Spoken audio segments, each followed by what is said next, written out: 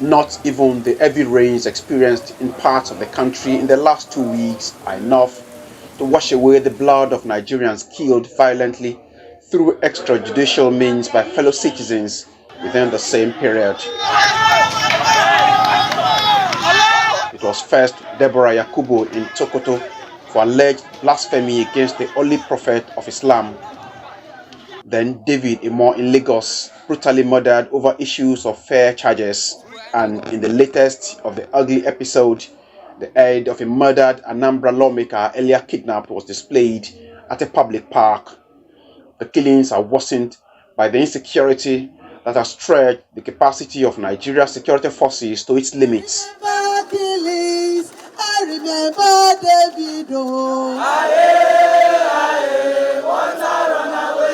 These compatriots, like millions of others, aren't prepared to continue watching the situation.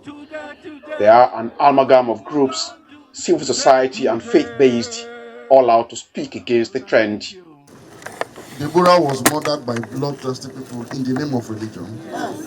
And I stand here today to say it loud and clear that they did not act for God.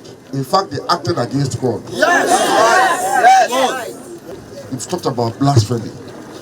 Let me put it on record. There is no punishment for blasphemy in the Quran. Wow.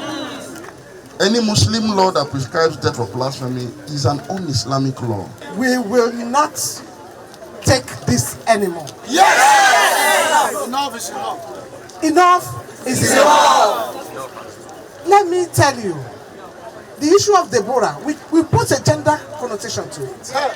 Nigeria is preparing for another general election in less than a year, with politicians already moving from one part of the country to another, pushing for votes to represent their parties and eventually lead the country. Most in this crowd believe that the current trend of violence is much more an important issue to deal with before the elections.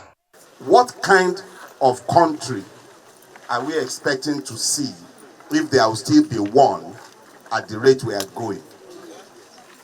Deborah's case calls for very deep reflections. We can shout from now till tomorrow, Buhari want him, Buhari want him, Buhari want him. They are not going to change. It be like say these people go change. Now we want change. Now waiting we they do to get that change. They are killing everywhere in the south. And is that what the constitution prescribes? Is that what the people in government promise us? We want a system where basic life is possible. Impunity thrives when nothing happens to a transgressor. A transgressor wreaks a havoc, walks away, and nothing happens. You are building the culture of impunity. Go and get your PVC. The cry for justice echoes into the evening even after the protest. Justice not only for those murdered in cold blood, but also those who have or are experiencing some form of captivity in their own fatherland. That's non-negotiable even with the ongoing political transition, the protesters say as they disperse. Tokumbo Oyetunji, Arise News, Lagos.